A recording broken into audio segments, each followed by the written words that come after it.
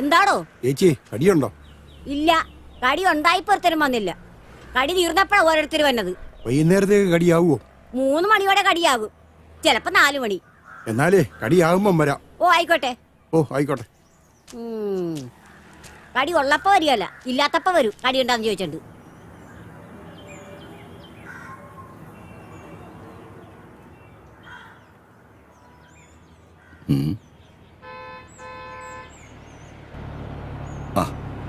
പറഞ്ഞ സമയത്ത് തന്നെ പാരാപ്പാപ്പിച്ചെത്തി.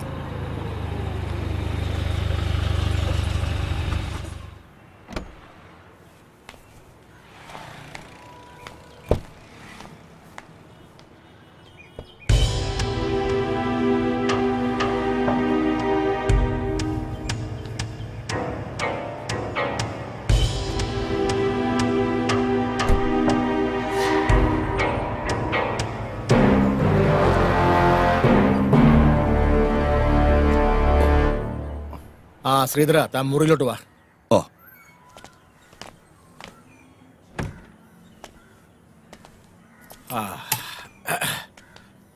മാത്യു, താഴെ വണ്ടിയുടെ ഡെക്കില് എന്റെ പെട്ടിയുണ്ട്, അതിങ്ങ് എടുത്തിട്ട് വാ. പിന്നെ മുറി പറഞ്ഞിട്ടുണ്ട്. ശരി.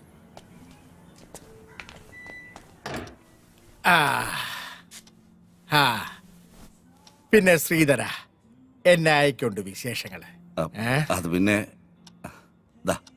നോക്കിയാട്ടെ. അയ്യേ, അലുമിനിയം പാത്രം ചടങ്ങിയ പോലെ.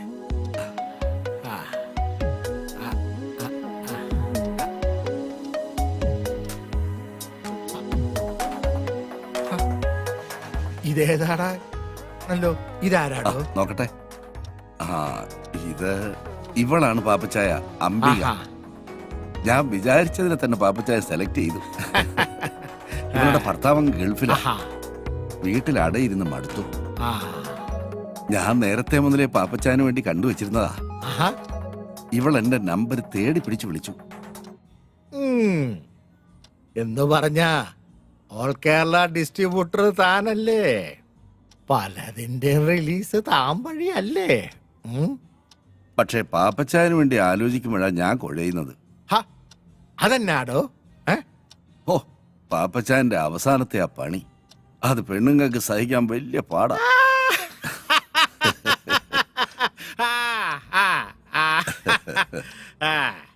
ഒരുമാതിരി അവളുമാര് സഹിക്കുകയല്ല. അതിനെയല്ല അവളുമാര് പരിഭവം പറയും. ചിലർ എന്നോട് കംപ്ലൈന്റ് പറയുകയും ചെയ്യും. എന്നായാലും എന്താടോ, കാശല്യോ കൊടുക്കുന്നേ? പിന്നെ ഇവള് മതി ഒരു 4 ദിവസത്തേക്ക്. ഓ, 4 ദിവസത്തേക്കോ? അതെ, വേറൊന്നും കൊണ്ടല്ലടോ. ഇത്തവണ ശരിക്കൊന്ന് ആഘോഷിക്കാന്ന് വിചാരിച്ച്. ഏതാ? നടക്കട്ടെ നടക്കട്ടെ.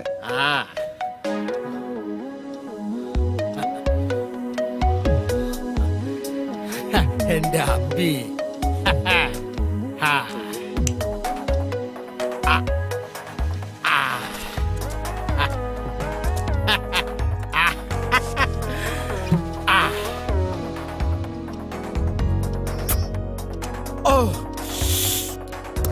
അമ്പി, ഈ പോരെ, ഇതേലൊരെണ്ണം പിടിപ്പീരേ. എനിക്ക് വേണ്ട പാപ്പച്ചായ. വാടി.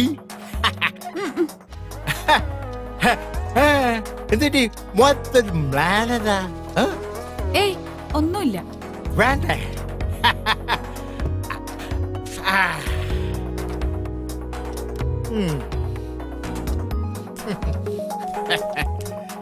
പാപ്പച്ചായൻ എന്നെ എന്നാ വിളിച്ചേ? അമ്പീന്ന്. നിനക്ക് ഇഷ്ടായില്ലേ? എന്റെ ഭർത്താവ് എന്നെ അമ്പീന്നാ വിളിക്കുന്നേ. അതെന്നാടി പെണ്ണെ, നിന്റെ ഭർത്താവിന് മാത്രം ആ പേര് അങ്ങോട്ട് എഴുതി തന്നിരിക്കുകയാണോ? അരുത്, അദ്ദേഹത്തെ വെറുതെ വിട്ടേക്ക്. അതും ഇതും എന്റെ സ്വകാര്യതയാ. അതൊക്കെ പോട്ടെ. നിന്റെ ഈ ഭർത്താവ് ഗൾഫിൽ പോയിട്ട് എത്ര ആളായി? 3 വർഷം. ശ്രീധരൻ ചേട്ടൻ നിർബന്ധിച്ചപ്പോ ഞാൻ തെറ്റി ശരി നോക്കിയില്ല. ഇത്രയും നാള് മനസ്സിൽ വെച്ചിരുന്നത് ശമിപ്പിക്കണം, അത്രേ ഉദ്ദേശിച്ചുള്ളൂ. അത് പിന്നെ 4 ദിവസം നിന്നേ പറ്റൂ, എല്ലാം ഭദ്രമായിരിക്കുമെന്ന് ശ്രീധരൻ ചേട്ടൻ എന്നോട് പറഞ്ഞപ്പോ ചില ദിവസങ്ങളിൽ മടുപ്പ് അനുഭവിക്കുമ്പോ എന്റെ കൂട്ടുകാരിയുടെ വീട്ടിൽ പോയി നിൽക്കാറുണ്ട്. അങ്ങനെ ഒരു കള്ള എന്റെ ഭർത്താവിന്റെ അമ്മയോട് പറഞ്ഞു.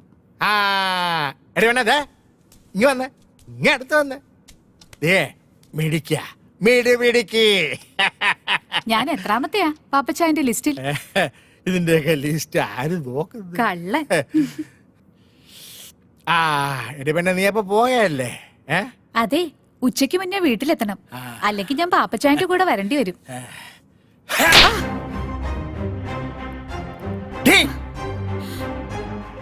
ഇനി ആരുടെയും കൂടെ പോകരുത്. പക്ഷേ ഞാൻ വിളിക്കുമ്പോ വന്നേക്കണം.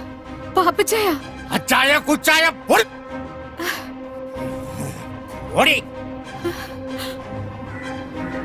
രാജേഷേ, ആ പാലാ പാപ്പച്ചന്റെ റൂമിലേക്ക് ഒരു ഫിഷ് കറി മീൽസ് വേഗം കൊടുത്തരെ.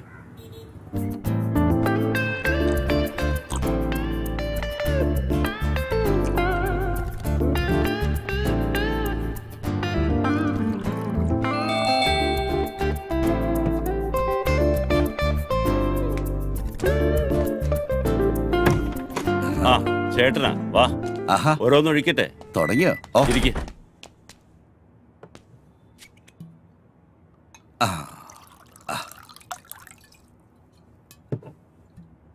ഞാൻ ശ്രീധരേട്ടനോടൊരു കാര്യം ചോദിച്ചോട്ടെ, പല പ്രാവശ്യം ചോദിക്കണമെന്ന് തോന്നിയിട്ടുള്ളതാ. ചോദിച്ചോ. ഈ കൂട്ടിക്കൊടുക്കുന്നതില് എന്തെങ്കിലും കുറ്റബോധം ഉണ്ടോ?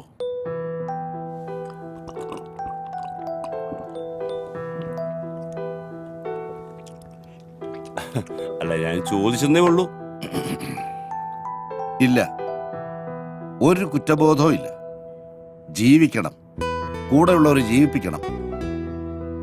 എന്റെ മോടെ പഠിപ്പ് മുടങ്ങരുത്. അങ്ങനെ ചിന്തിച്ചാൽ എവിടാ കുറ്റബോധം?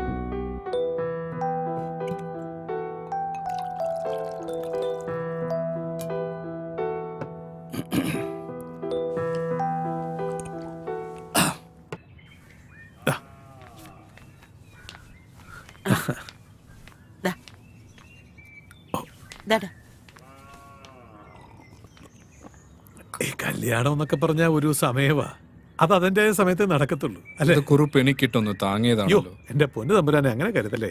ജോത്സ്യപ്രകാരം അങ്ങനെ ഒരു ചൊല്ലുണ്ടല്ലോ, അതുകൊണ്ട് പറഞ്ഞതാ. ആ അത് പറഞ്ഞപ്പോഴാ ഓർത്തത്, നമുക്കൊരു ജോത്സ്യനെ കാണണ്ടേ ഭദ്ര? അവനിങ്ങി വരട്ടെ ചേച്ചി, നമുക്ക് നോക്കാം. അല്ല, വിഷ്ണുകുഞ്ഞ് ബോംബെയിൽ കോൾഗേറ്റ് കമ്പനിയുടെ മാനേജർ അല്ലേ? അതിന് പറ്റിയ പെമ്പിള്ളാരെ ആരെങ്കിലും ആലോചിച്ചാ അവർക്ക് ഈ പട്ടിക്കാട് വല്ലതും ഇഷ്ടപ്പെടുവോ? എന്റെ തമ്പുരാനെ, ഈ ഇല്ലൊക്കെ അങ്ങോട്ട് വിറ്റിട്ട് വല്ല ടൗണിലും പോയി നല്ല വീടെടുത്ത് അങ്ങോട്ട് താമസിക്കും. എടോ, എനിക്ക് ഇതൊക്കെ മതിയടോ. അയ്യോ, അവന്റെ കാര്യമല്ലേ, അവൻ വരട്ടെ നോക്കാം. ആ എന്നാ പിന്നെ ഞാനങ്ങോട്ട്. ഉം. ശരി.